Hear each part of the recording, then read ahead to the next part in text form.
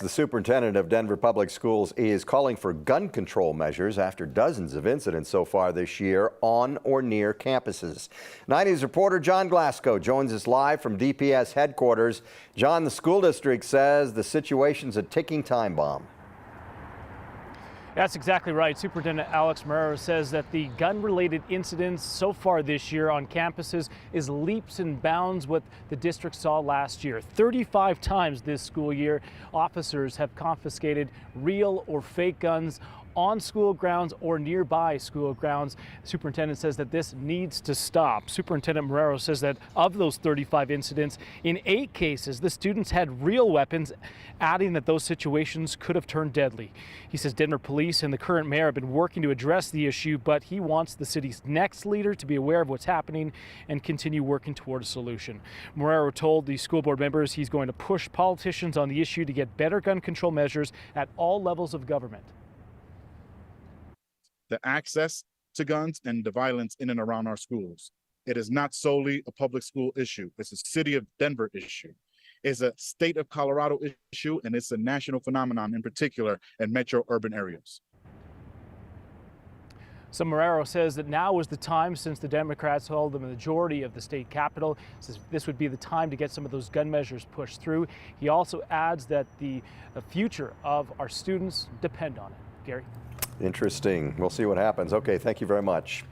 Also in Denver, students recovering after going to the hospital for a suspected drug overdose. That was at JFK High School. 4 others were treated on campus, and another school nearby is reporting fentanyl may have been involved. Yeah, it's a drug a father in Boulder County unfortunately knows all too well. And 9 News reporter Kelly Rinke shares his message to parents. And we do want to let you know there is body camera footage from first responders in this story. But no, I wish I never had to know anything about it. I wish this wasn't happening.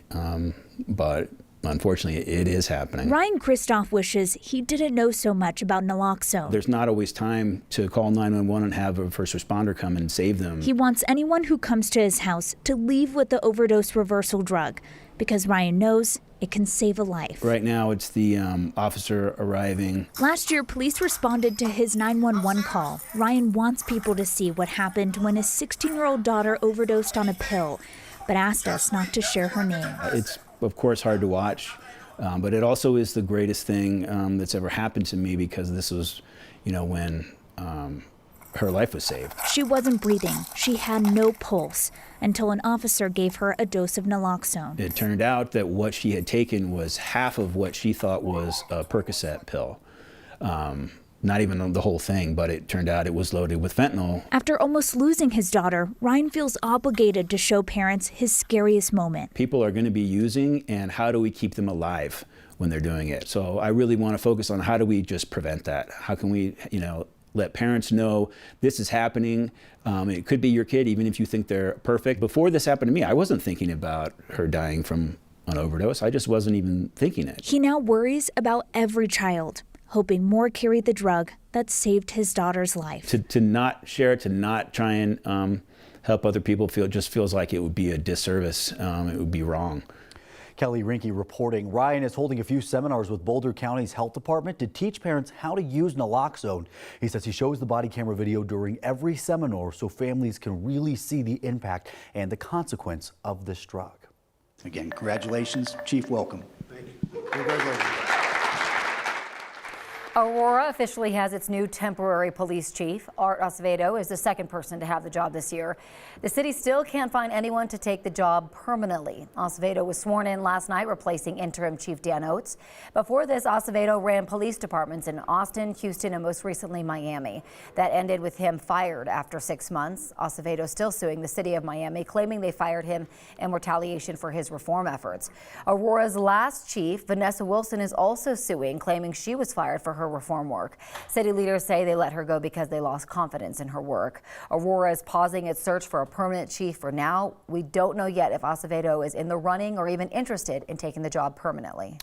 It is 7 minutes after 6 right now. A new lawsuit says that the way Colorado matches our votes to our signatures is unconstitutional and keeps valid votes from being counted.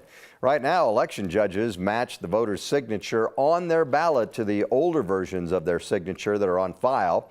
The people behind the lawsuit, including a veterans advocacy organization and a voter with an impaired motor function, says the system has led to tens of thousands of votes being wrongfully tossed out. The lawsuit argues that certain groups are more likely to be disenfranchised by having the signature matching process. So voters ages 18 to 21 are disenfranchised many times higher than older voters. And then the disproportionate or the disenfranchising effects of this law are most significant on younger voters of color. So if you look at the 2020 general election, young Black and Hispanic voters were disenfranchised at a rate almost or approximately 25 times as often as older white voters. If election judges do decide a voter's signature isn't valid or needs further review, the voters do have 8 days after the election to fix or cure the issue. Not all those ballots get cured, though. For example, in November's election, nearly 21,000 ballots were rejected for signature issues. A spokesperson with the Secretary of State's office tells us they really don't track how many of those were cured. They also say the Secretary of State's office will defend Colorado's law requiring mail envelopes to be signed. Well, soon the U.S. Supreme Court will decide whether a Colorado web designer can refuse to serve LGBTQ+ couples. The case is measuring free speech against the rights of the LGBTQ+ community. 9 News crime and justice reporter Matt Jablow gives us a closer look.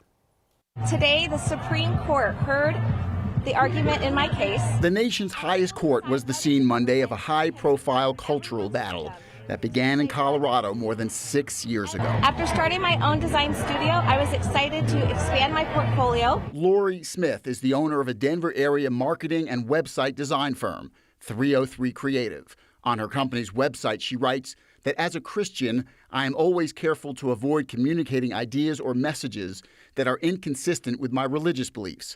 Since 2016, she's been fighting the state of Colorado to allow her to refuse to design wedding websites for same-sex couples.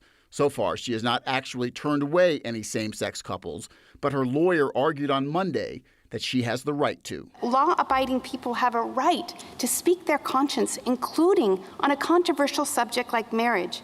And that noble principle is rooted in love of neighbor, extending the same rights to others that we want for ourselves. Colorado is trying to force me to create custom, unique artwork to promote ideas inconsistent with my faith and the core of who I am. But Colorado Democratic Attorney General Phil Weiser, whose lawyers argued the other side of the case, the justices understood the gravity of this case, says Smith would clearly violate Colorado's anti-discrimination laws if she refuses to do business with LGBT couples. The basic idea is if you open your doors to the public, you have to accommodate all comers.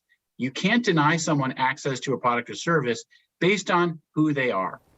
Our Matt Jablow reporting. The Supreme Court is expected to rule on this case in June. And you might remember there was a similar case 4 years ago when the court ruled that a Denver-based baker could refuse to make a wedding cake for a same-sex couple. But legal experts say that case was much more narrowly based and did not involve freedom of speech.